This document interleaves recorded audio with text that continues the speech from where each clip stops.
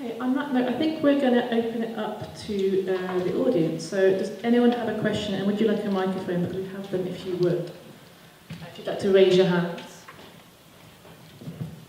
Told me to. Oh, yeah. Question. Turn it on. Does anyone have anything they'd like to put to Jonathan? Or to anyone else in the audience, really, to have a discussion between ourselves? Hi, I'm Eurico Graça, I'm Brazilian Portuguese. You mentioned that the people in Brazil were very friendly, and what was their response when you asked them about how things were there? What was their response when you're a Scottish man, I assume, and they realized that you're curious about it? And did you have an opportunity to speak to any Bolsonaro supporters? We'll take a few. Or Maybe we'll take a few. Yeah. And then, anyone else? Oh, why don't we just start with this one and then we'll... Okay, so, I mean, I would say that some people were confused. They're like, what are you doing here? Like, you know, the situation is bad and so on. But to be honest with you, I found that people were very appreciative. They were very glad that there was people from outside Brazil who were there. They understood the importance of it. And they spent a lot of time talking about politics to me. Now obviously there's a language barrier, but I managed to speak to people who were very fluent in English, and the fact that they took so long to explain the situation tells you quite a bit about how important they view that international solidarity as being. And when I said that, you know, people were friendly, that was just as a kind of aside almost. But I have this fear that that when you look at a country and you see an election result, then you think, well, that country's all full of fascists, right? And actually it's not the case. I mean, even amongst people that voted Bolsonaro, you know, we could win arguments with those people. And we have to engage. In fact, there was a kind of mini campaign, maybe a month out from the election, which was defriend the Bolsonaro voters on your Facebook. And that actually is a mistake. We have to engage. We have to be able to win arguments. We have to get our hands dirty when it comes to this. You know, at another level, again tangentially, this is why when we have a discussion about things like Brexit in this country, well, I want to speak to people who have voted Leave because they think immigrants are the problem. I want to speak to people who think that immigrants are the problem rather than austerity. These are the people we actually do need to engage with. And one thing that the left, I mean, I don't want to be too sweeping about this, but there is a certain instinct in the left that, okay, these views are just so horrendous and so abhorrent to me that I can't engage with them. I'm afraid that's not a possibility. We have to engage. Yeah, I think there's a question down the front. Yeah, I wanted to ask, how much do you think that the Workers' Party's accommodation to the economic forces that it said it was going to change actually led to sort of, I suppose, the crushing of people's hopes of change? Like you see people who are looking maybe in Scotland to independence, or to down south, or maybe in Scotland as well to Corbyn and his manifesto. Like a hope for change of, you know, just a basic change in society, providing fund for public services. And when those hopes get crushed, how much do you think that has helped to pave the way for Bolsonaro? Is my question. One question. Thank you for what you've been telling us about what's happened, because this is a process that we're seeing internationally, where I suppose that the rise of the far right has been fed by the disintegration of what some people term as the extreme centre. You know, these politicians keep thinking, excuse my language, keep thinking they can sell us the same shit over and over and over again. But people are looking for change. Another question is, what do we do here? And what role has mass mobilisation got in how we challenge the rise of the far right and the confidence of racists? A lot of people in this room might not know, but there was a fascist tried to get into this meeting tonight. Some people who are anti-racist, that fascists organising in the city recognise them, but they feel emboldened. Bolsonaro gives them confidence. The Hungarian government criminalising in the constitution just only a week and a half ago. Homelessness is now a crime in Hungary.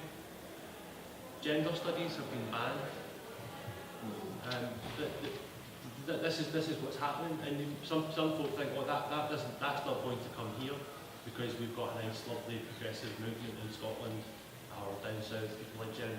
But last week, people might have noticed there was a strike in this city of 8,000 predominantly women fighting for equal pay.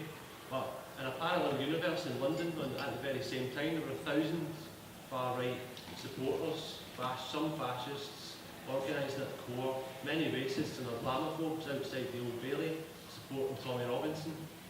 The City of London Corporation facilitated them building a stage outside the Old Bailey.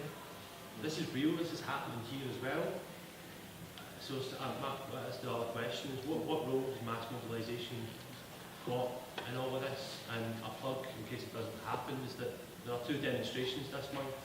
One is the 17th of November in London, that's been backed by the TUC. It's a unity demonstration nationally to try and bring people together to build a movement against racism and fascism in Britain. And then the 24th of November in this city, the St Andrew's Day anti-racist march and rally that happens every year, that's organised by the STUC. Encourage everybody to get out by either one of these 2 demonstrations. So a question there about mass mobilisation and kind of the links with here and how that all... I'm obviously happy to answer that, but are people getting bored just hearing my voice? Because I don't want to, I don't want people to actually be, like, you're happy for me to keep speaking. Yeah, because people might have better answers than me in the crowd to the points Jamie's made, but on the Workers' Party... Look, there's a lady down here that... No. I just feel the same then. I just wonder, was there a split, a noticeable split on the votes for the candidates by age? That's all. Sure. So, just to take a couple of those things, when the point's made about the Workers' Party, this is pretty crucial. It's what happens when you only do a revolution halfway. You allow other forces to come in. And that's not to say that the Workers' Party didn't have some effective reforms, but this whole notion of class consciousness rising at the same time was basically not there. And you have to provide an alternative.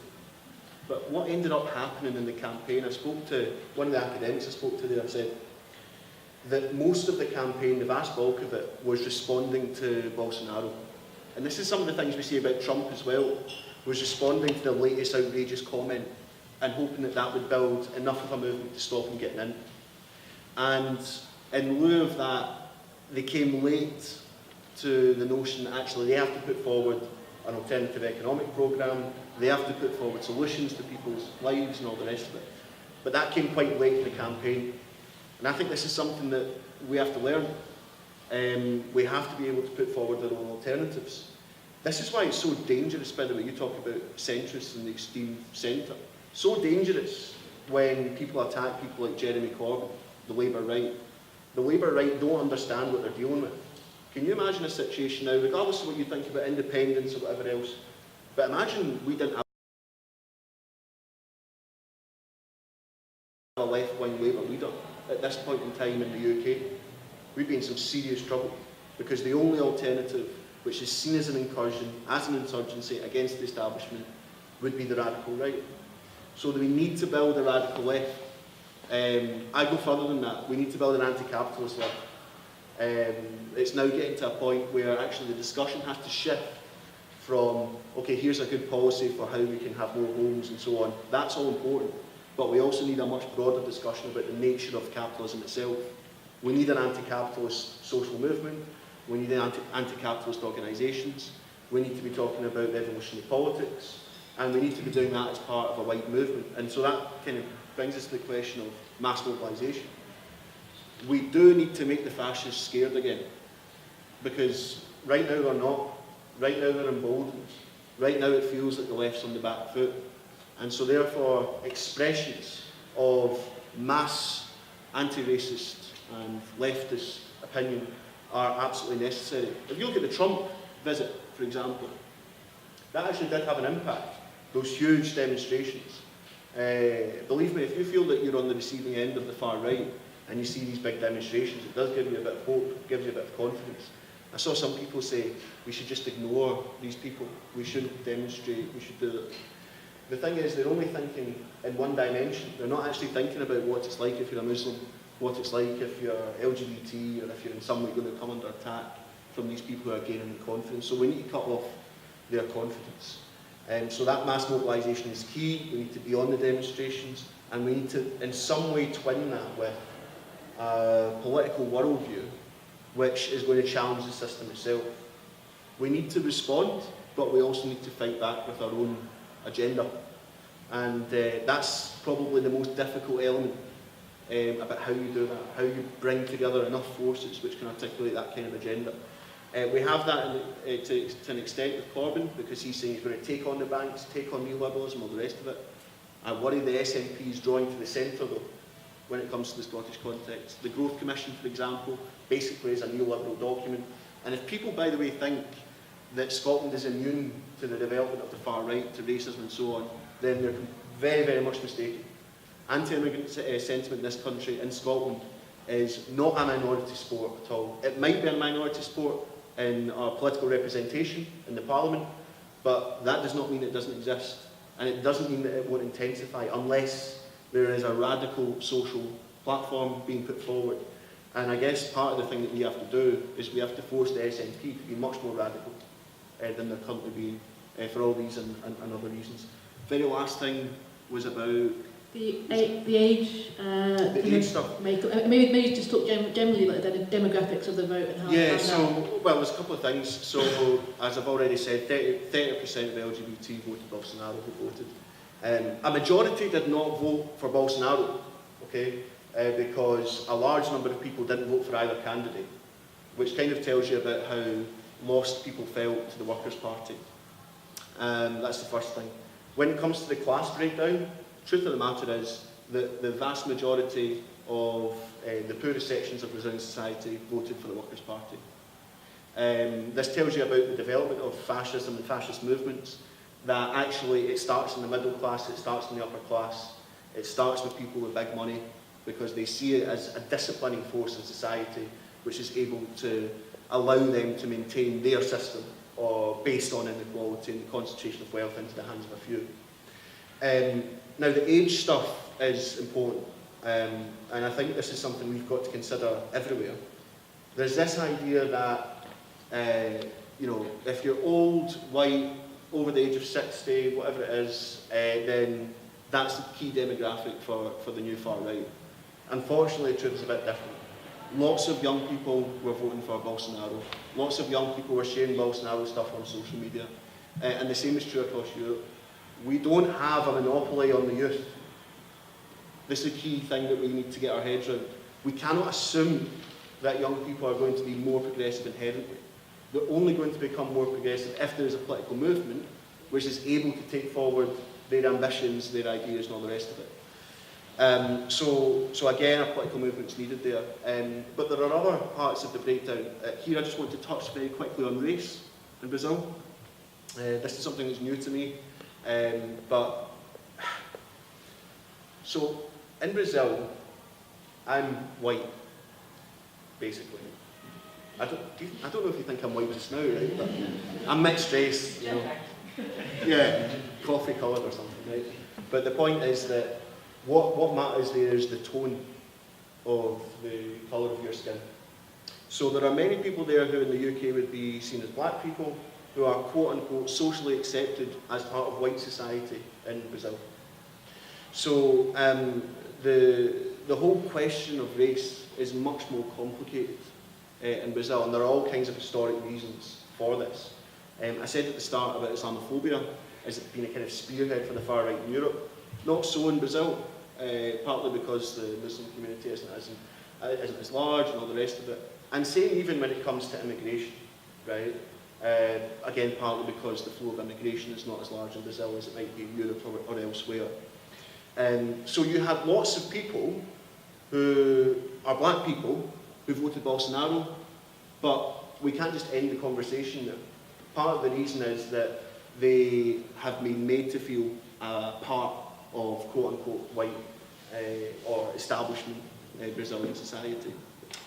So there's a breakdown in solidarity that's taking place, and this goes back to the whole question of class consciousness. Because the only thing that brings together the LGBT community, the black community, women, and so on and so forth, the only thing that brings all of that together as part of an overall project is class, and is class consciousness. And so while there are huge movements, social movements for gay rights, against racism and so on, there does need to be that coming together through an understanding that we're in a class conflict, in a class system, with a system which, by its own nature, requires there to be a class divide in the first place. That's why they have to attack democracy to keep it in place. That's why they have to be more authoritarian, to maintain the integrity of the class structure. And so, yeah, keep coming back to that. Question at the back again. Yeah, do you think there's a danger if we're identifying ourselves as the left against the right, that it becomes a kind of equal battle of ideas, you know? Because, I mean, you look at Tommy Robinson, I see people down south especially, who I could easily see them going towards that kind of ideal rather than any leftist ideal. And they're not lunatics, they're not people that want to see anybody oppressed or anything. But ultimately, I think they could slide that way rather than this way. Yeah. I think this is really important. Another question as well from the back of this side of the room. Just to follow on from that comment that you touched on race there, I think race is at the crux of all this. You're talking about neoliberalism and these giant corporations and so on. They're playing into people's most base level fears and trying to stir up this horrible distrust of those that are different from you. How have we gone so far in the last 20 years when things were so progressive in Brazil, here, Europe, America had our black president, you know, all these fantastic progressive developments, and then wham, we've slid right back down. We have an American president who's normalising racist language. We have emboldened people who are attacking people, racial attacks in the streets. And I think people aren't seeing it as a class issue. I don't think people are getting to a point where they are distrusting people on race again. It's such a backstep. I don't know how we address that. I think there's a couple of more points just at the front here as well. Maybe you want to take those first and we'll come back to that. You mentioned people who didn't vote for either candidate as well. Just how big is the apathy in Brazil? How many people don't seem to care either way, or don't think it affects them? And how do we convince people that, yes, it does affect them, yes, you should vote? How do we re-energise people who've been turned off by politics entirely? There's a gentleman at the front. Thanks. It's very interesting to listen to your description of things, Jonathan. It had a sense of deja vu for me. Went back to the 1970s to Chile and the Pinochet coup. There are similarities and differences. The difference, I think, at the moment is that Buenos Aires just did it through an electoral system. And the point you made about the encouragement of the impunity to the security services, the police, the army and so forth, Pinochet and his buddies had to have a military coup to introduce that level of state violence and oppression against people. You know, on an international level, like, what are we actually working towards? And then on a grassroots level as well, I think my own personal frustrations I found is, you know, I completely agree that we should engage with people of the opposite, even if their views are absolutely repugnant. But, you know, I find it difficult to engage with someone who, as far as I'm concerned, lives on a different planet. I try and tell them the fact, they tell me that it's, you know, George Soros funded. Like, how do I come in with that? And then also I've seen, you know, so that's like, for example, my dad is just like, as far as I'm concerned, he's beyond help, like, he's just gone. Whereas I have like other family members who I've just seen from a young age just become slightly more radicalised. You know, when I was younger, I remember around the Christmas table, everyone would complain about, you know, when the bins are getting collected. Now they're complaining about the number of Muslim immigrants. Like, it just all of a sudden, well, for my, I was young when it happened, but it just came out of nowhere. And again, they just don't believe, you know, what we would assume is facts. So like, how do we, at an international level, you know, try and help people beyond just kind of like the thoughts and prayers? What do we actually move towards? And then on the grassroots, like, how do I engage with someone that just lives on a different planet as far as I'm concerned? Is there anyone in the room that wanted to respond to that point particularly? Or has an answer to give? I would like to see something. I talk to different people all the time whose views and things are completely opposed, and the only way that you can have a discussion with them is if you use reason, logic, fact, and they tend to not use reason, logic, and fact. I think you're wasting your time. Aye, come on. Anyone else want to say anything on that? Yeah, okay, so it's kind of linked to that point about engagement. I thought the point Jonathan was making there about separating out Bolsonaro supporters from actual organised fascists was pretty important in terms of having that discussion. I suppose linked to that is the problem of the kind of no platform stuff. And does that become a more difficult argument when society starts moving to the right? And I know we've had some discussions and debates about that in this country, and I'm just wondering if, as society starts to move to the right, like it's maybe happening in Brazil to some extent, at what point does that become more difficult? When are you still engaging with those people, and when do you kind of break off and actually say, well, no, we're not having that discussion anymore, we're just going to break it up? And I suppose linked to that is obviously one definition of fascism is about breaking up working class organisation. I was kind of wondering what role you thought the trade unions were playing in Brazil and whether they saw themselves as part of that kind of wider social movement. Okay, start with Sandy's point about the left in Brazil and its relations to the Workers' Party and all the rest of it. The activists that I spent most time were from PSOL, which is the Party for Socialism and Liberation, more radical than the Workers' Party. And within PSOL, which is a kind of conglomeration of different groups, I spent time with, in particular, a group called Resistance, which are, you know, probably like the revolutionary socialist element in the situation, okay? And they're extremely clear about what needs to happen. They're extremely clear-sighted about the various failures of the Workers' Party and about the consequences of that, and also clear about the need for there to be a pan-Latin American movement. I actually think this can develop, partly because of what we see in Argentina, where there has been a genuine coming together of the left with a plan, with a programme, and one which is actually popular and which has deep resonance in the society. There is obviously there is a huge movement of the left across Latin America, now and historically, as a result of its relationships with US imperialism and its history of military dictatorship and all these kinds of things. So I don't think it's about just, I don't think it's about losing hope in the situation, but we do need a real analysis to be clear-sighted about what's needed. I have a lot of faith that the people on the left in Brazil, certainly just from people that I spoke to, will be able to manifest that sort of thing. But we do need sites of, we need places where the movement comes together. Lula spoke at the World Social Forum, which was held in Porto Alegre. This is before he was elected, and that was really tied in with a social movement. I think we do need to recast the social forums where we bring organisations together on a serious basis to discuss and implement strategy. That's one concrete proposal that I think that we need to look at. I think we need that in Europe as well, a social forum of the left in Europe where we can have the key debates about the European Union or about the strategy for the far right. Where are the points of unity across the social movements that we can develop? It worries me that your dad buys into the Soros stuff. I've been watching the Soros stuff for like 10 years, right? And it was like fringe right-wing conspiracy nuts who talked about George Soros ruling the world.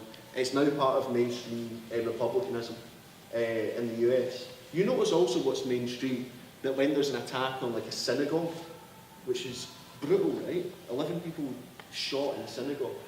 And there's this kind of like thing that comes through, maybe not always as it seems, maybe this was set up in some way to deflect from the Republicans. Same with the bombs for the Post to CNN and all that sort of stuff. Well, maybe this is what they might call a false flag. All of this is extreme elements on the internet 10 years ago is now part of mainstream discourse on Fox News and the Republican Party and all the rest of it, right? So it's no wonder that ordinary people in society are looking at this stuff and who are being impacted by it The problem is that if you've only got two ideas in your head, if one idea is, well, I'm going to listen to this people, maybe they're onto something, and if the other idea is the left have failed, the left is Hillary Clinton, the left wants to shut down free speech, if they're the only two ideas in your head, there's only one way you're going to go. The point is we need to inject a third idea, which is actually the agenda of the radical left. How do we do that? Okay, I hear what you're saying, it's not just about words, right? We do need to find an organisational form.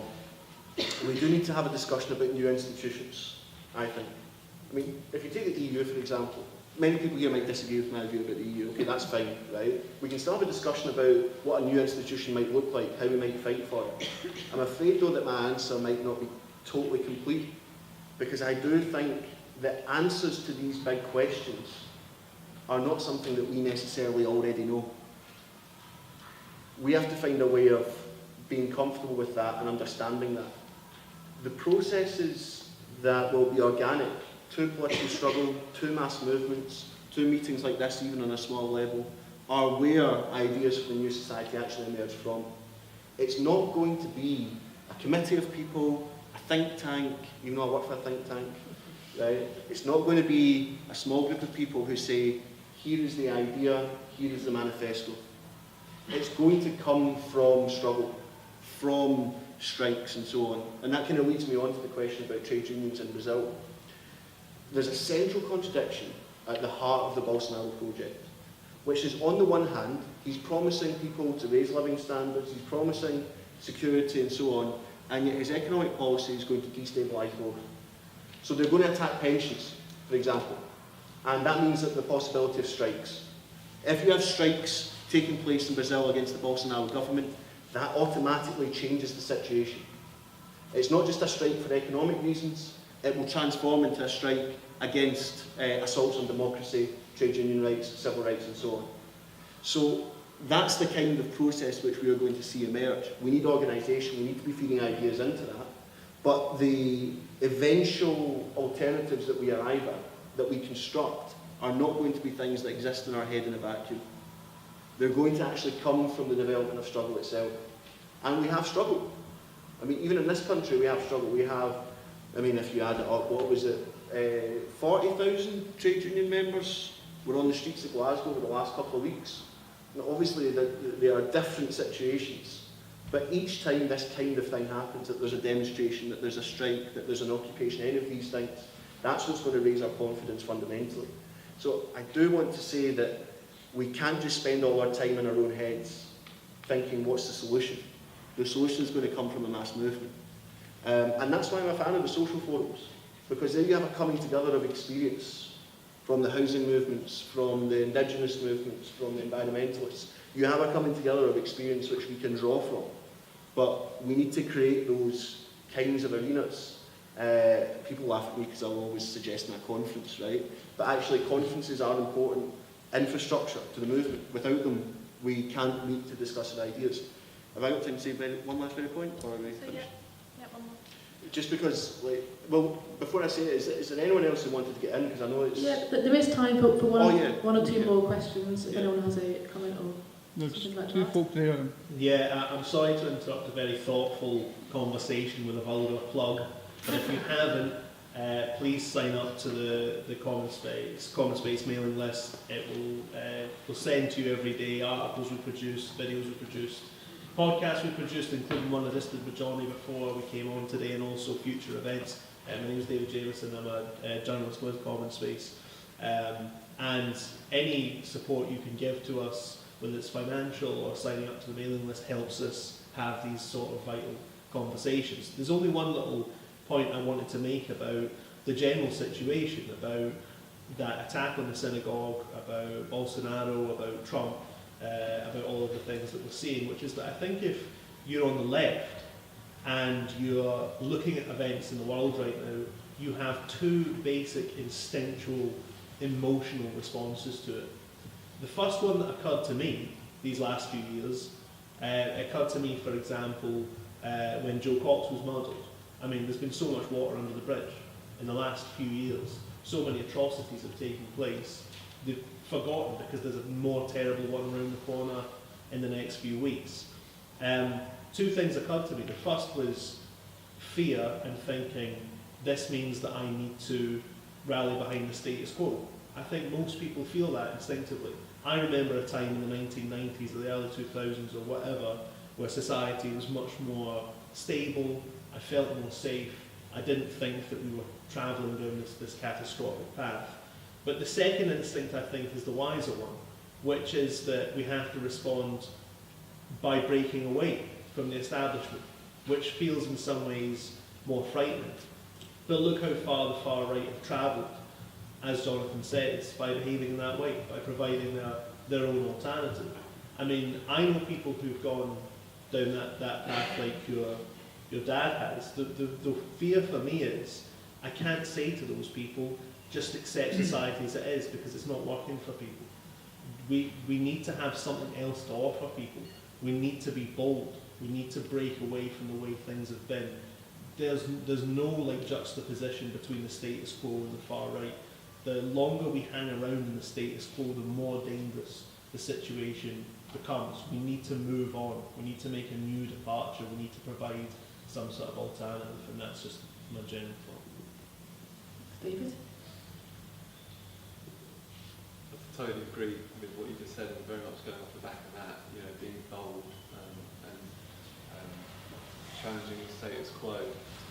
There's a movement happening at the moment, Extinction Rebellion, who basically are an organisation that are trying to mobilise the masses to hold the government to account for the lack of responsibility to our climate and the lack of total turning blind eye to all the scientific studies that are coming out, the dire straits that we're in at the moment and what we're doing to our planet, what we're doing to our environment.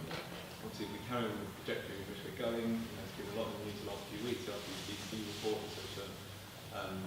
That there's not really going to be any humans left to sort of carry on. So, and a key part of that is they want to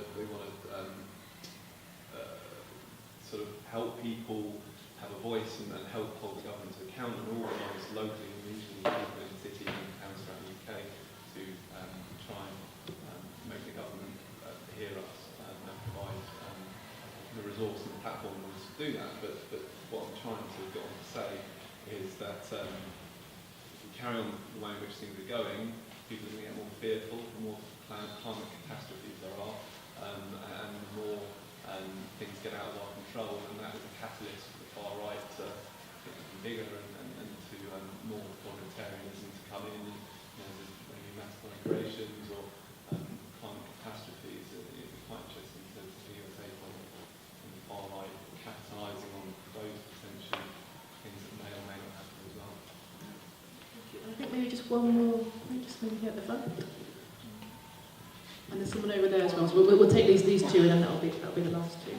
So just something really quick about what you were saying about solidarity. I wonder if perhaps, as positions are entrenching more and more everywhere, if that's a more interesting language than talking about fight. It's just going to kind of send people apart even more. And I'm Spanish, and I'm kind of seeing that kind of civil war returning to my country because people can't find a way to resolve things by talking to one another. So even though I think the struggle that you're talking about is very real and very important, I wonder if there's a language of care or a language of kind of winning people in a different way that maybe is really important.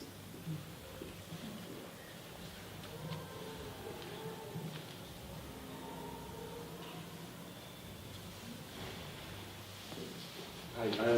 When we're talking about putting our own house in order in regards to the left, one thing that concerns me greatly is understanding mistakes of the past as well. The problem I see a lot amongst fellow left-wingers is they're making the same mistakes in the past in regards to conspiracy theorist thinking, and also the fact that we're looking at things in regards to just because someone isn't ending in the West, there's no way they're not allies. So if we're talking about Russia or China, we have to make sure that we are going to transform the world, that we are transforming it everywhere, not just purely in the West.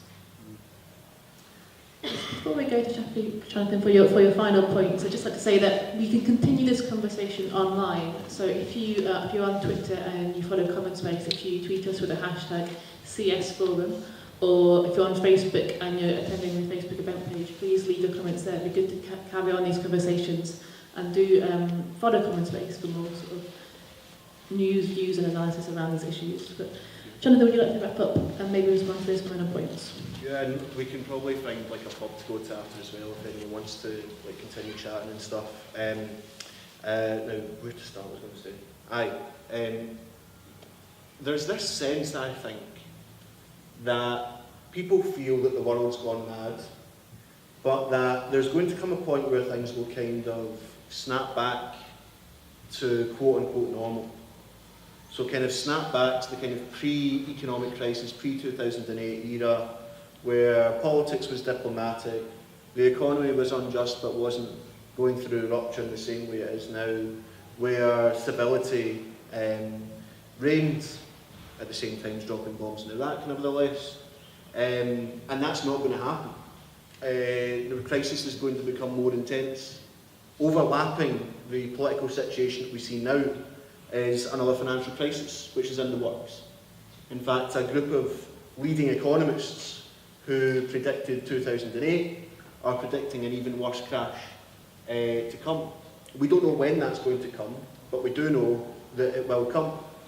And as capitalism goes deeper and deeper into crisis, the institutions that run it are going to become more fragmented, society is going to become more polarised, and the wealthiest sections and the elite will come to rely more and more on the far right, on authoritarianism and so on. And that, in a nutshell, is the situation.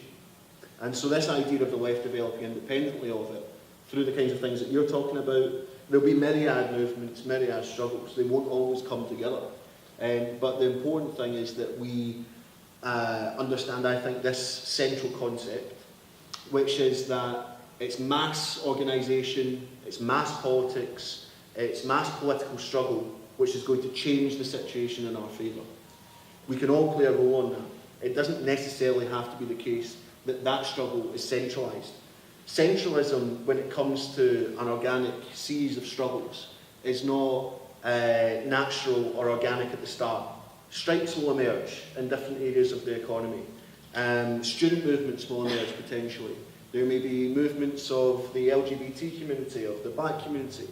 But the critical point of intervention for the radical left has to be, what is it that joins the dots between these struggles, and what is it that these struggles need to be focused on above everything else, which is the cause of the problems in the first place.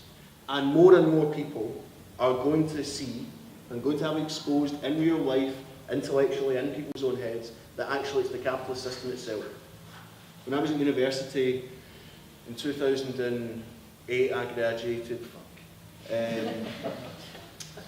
and we had discussions and debates about capitalism, and at one level these were kind of abstract.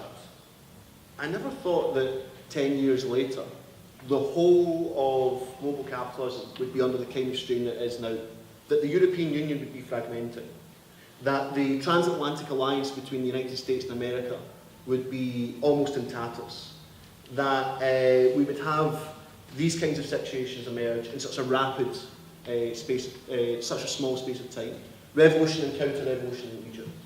We live in an era of quick and rapid change, where things will take us by surprise, where the next phase of things like the Trump regime we can't predict, where the next phase of where the economy goes we can't predict either. So we need to build sustainable movements. We need to build movements which are able to develop capacity over time, but we also need to be able to quickly respond in the moment with our own alternatives, with our own suggestions about where we go. As I've already said, I think that process is linked organically to political struggle itself. So for me, the most important thing that we can do, the most concrete solidarity that we can provide when it comes to opposing the far right, is on the one hand to oppose the far right, to oppose racism, to mobilise in the streets on those issues, and on the other hand is to drain the swamp that feeds the monster in the first place. And by the way, in that swamp is Obama, is Hillary Clinton, is Tony Blair, is Peter Mandelson, is all of these people who constructed a system which has led to these kinds of monsters developing. Look at Trump, by the way. Trump was a total member of the establishment, gave money to Hillary Clinton, went to all the dinners with the liberal establishment, and suddenly now he's a Nazi? And suddenly now he's a racist? All of these people built a society based on concentrating wealth at the top, knowing full well that their policy would come back to haunt them at one point or other. And you can see them now trying to account for this by saying, well, it's nothing to do with us, it's to do with Putin, and it's to do with Russia, and it's to do with all these people. They're the ones that have meddled in our political system. It was all going fine. It was all going fine until Trump and Bolsonaro and all the rest of it, right? So our analysis has to be a rounded one. It has to be one about the system. It has to be one that takes into consideration all of these things. And we have to pin the blame. We actually have to call people out when it comes to how they've sustained this situation, how they've led to it. Take racism and Islamophobia, right? That is not just the purview of Tommy Robinson. If you think about it, it's been led by the state under Tony Blair, who needed Islamophobia to generate support for the war on terror. It's been led by the state when it comes to the attack on civil liberties and Prevent and all the rest of it. It's been led by the right-wing press and elite networks of money. This is entrenched into the system. This is entrenched into the society. It doesn't just appear because Tommy Robinson gets a YouTube channel. It doesn't just appear because Alex Jones is bombastic and is entertaining, semi-entertaining. These things are happening as a result of the ideological construction that's come before. So, just to give a very quick example, it's very easy to make a viral social media meme that attacks black people or that attacks gay people or whatever else, because that's the ideological backdrop that's already been constructed. It's even more easy if your supporters are millionaires giving you tons of money. We have no money. The left has no money, the actual radical left. Everything we do is based on our own action, our own activity. We don't have money. So, that's something that we've got to think about. And just in closing, just to say, I think maybe one or 2 points about maybe where we go when it comes to the question of Brazil. I think we do need to establish in Scotland, and there'll be people that are well placed to do this, a solidarity campaign. There's a group called Brazil Resists, or Resist Brazil. I don't know if anyone here has come from that tonight. I was in touch with a woman who's set this up. I think it's mainly in Edinburgh.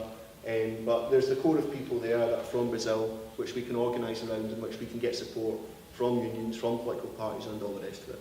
We need to do that. But then we also need to, I think, develop spaces in Scotland where we can have this discussion on a bigger scale. It's a great turnout tonight, thanks for coming along, but on a bigger scale, and one which has the possibility of concentrating our discussion into political action. The strikes that have taken place in Glasgow, it shouldn't be the case that there is not a big group of people organised across whatever party you're in if you support the strike, whatever union you're in if you support the strike, then there's a place where we can give solidarity. We need a social movement to accompany things like the strikes.